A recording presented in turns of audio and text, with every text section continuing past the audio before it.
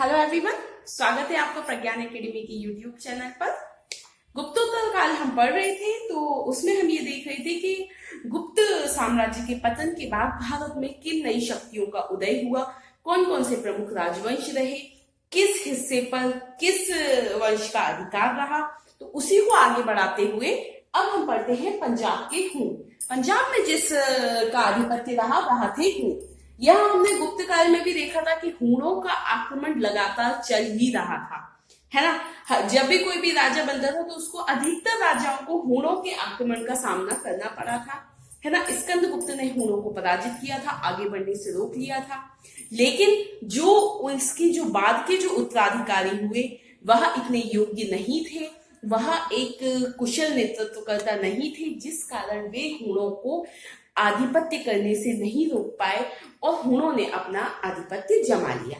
ठीक है, अब हम बात करते हैं कि हूण कौन थे, मुख्यतः कहाँ के निवासी थे और किस प्रजाति के थे। तो हम देखते हैं हूण जो थे वह मध्य एशिया के निवासी थे। ठीक है, कहाँ के निवासी थे? मध्य एशिया के निवासी थे। ठीक है, ये खानाबदोश और बर्बर थे। खानाबदोश मतलब एक जगह से दूसरी जगह भटकते रहने वाले जो होते हैं, खानाबदोश थे और बर्बर थे। ठीक है, मतलब इनमें वह नहीं थी, दया नाम की कोई चीज नहीं थी, बर्बर थे ये। तो खानाबदोश और बर्बर थे। ठीक है, हूण की दो शाखाएं थी। हूण जो थे वह दो शाखाओं में बट गए थे और भारत पर जिस शाखा ने आक्रमण किया वह थे पूर्वी शाखा। जो हूणों की पूर्वी शाखा थी उसने भारत पर कई बार आक्रमण किए। ये हम जितने भी राजवंशों में जो हूणों का आक्रमण सुनते थे वह किसने किया था? हूणों की पूर्वी शाखा ने किया था। ठीक है, अब ये जो पूर्वी शाखा थी इसको क्या कहते हैं? एक्थलाइट या श्वेत हूण। ठीक है, एक्थलाइट या श्वेत हूण या सफेद हूण। ठीक है, श्वेत बोल सकते हैं, सफेद हूण। ठीक है, ये आपका मेंस में आपको 3 नंबर में ये टर्म आ सकती है या प्रीलिम्स में भी पूछा जा सकता है, तो ये आपको ध्यान रखना है। ठीक है, जिस पूर्वी शाखा ने भारत पर आक्रमण किए उनको क्या कहा जाता था? एक्थलाइट या सफेद हूण, श्वेत हूण। ठीक है, चीनी साहित्य में हूणों को हुगनू कहा गया है। चीनी साहित्य में क्या कहा गया है? हुगनू। अब बात करें कि इनकी जानकारी हमें किस किस से प्राप्त होती है, हूणों के आक्रमण किया हूण के बारे में। तो यह जो जानकारी प्राप्त होती है वह मध्य भारत के एरन नामक स्थान से प्राप्त तोरमण के लेख से। ठीक है, तोरमण के लेख से जानकारी मिलती है हूणों की। ठीक है, एरन से प्राप्त तोरमण के लेख से। ठीक है, ये भी बताया गया है कि धन्य विष्णु तोरमान का सामंत था। ठीक है, धन्य विष्णु जो था वह कौन था? तोरमान का सामंत था। इसके अलावा जैन ग्रंथ कुवलय माला से भी जानकारी मिलती है। कुवलय माला से भी जानकारी मिलती है। ठीक है, तो किससे से मिल रही है? एक तो ईरन से जो तोरमान लेख है उससे, और जैन ग्रंथ कुवलय माला से जानकारी मिल रही है। ठीक है, इससे जो कुवलय माला ये जो ग्रंथ है इससे जो जानकारी मिल रही है कि इसकी राजधानी चंद्रभागा नदी के तट पर स्थित थी। किसकी? धन्य विष्णु की राजधानी। ठीक है, धन्य विष्णु की राजधानी कहां पर थी? यह थी चंद्रभागा नदी के तट पर। ठीक है, और तोरमान ने अपनी मृत्यु से पूर्व अपने पुत्र मिहिरकुल को अपना उत्तराधिकारी घोषित कर दिया था। ठीक है, तोरमान ने किसको अपना उत्तराधिकारी घोषित किया था? मिहिरकुल को।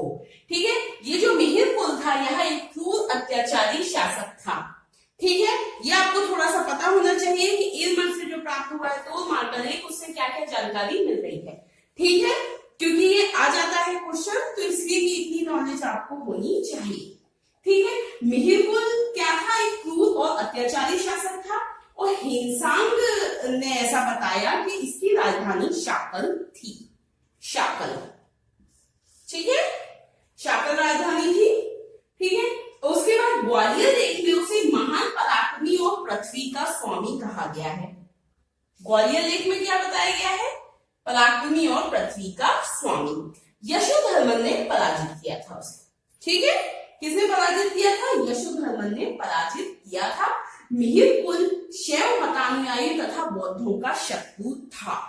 ठीक है। और कल्हड़ ने ऐसा कहा है कि श्रीनगर में मिहिर कुल ने एक शिव मंदिर का निर्माण करवाया। यहाँ पर तो क्या दिया हुआ है कि बौद्धों का जो शत्रु था और शैव धर्म को मानने वाला था, इसीलिए फिर कल्हड़ ने क्या बताया है कि श्रीनगर में एक शिव मंदिर का निर्माण करवाया था इसने। ठीक है। और कल्हड़ ने इसकी जो तुलना की है वह विनाश के देवता से की है। विनाश के देवता, ये पूछा जा सकता है, विनाश के देवता। ठीक है। विनाश के देवता से इसकी तुलना की। ये तो हो गए हुण के बारे में। अब पढ़ लेते हैं मगध और मालवा की उत्तर गुप्त के बारे में जानकारी। वो थोड़ा थोड़ा इनके बारे में पता होना चाहिए, क्योंकि एक साथ आपको क्वेश्चन आ सकता है कि गुप्त उत्तर काल के बारे में बताइए, तो ये सब आपको थोड़ा थोड़ा लिखना पड़ेगा। तो मगध और मालवा के उत्तर गुप्त, इनकी जो स्थापना हुई थी वह की कृष्णगुप्त ने। ठीक है। ये अब जो महान शासक हुए वे थे देवगुप्त और आदित्य सेन। स्थापना किसने की? कृष्णगुप्त ने की। गुप्त राजवंश के विघटन के बाद मगध और मालवा में एक परवर्ती अथवा उत्तर गुप्त वंश का उदय हुआ। ठीक है। किसका हुआ? उत्तर गुप्त वंश का उदय हुआ। ठीक है।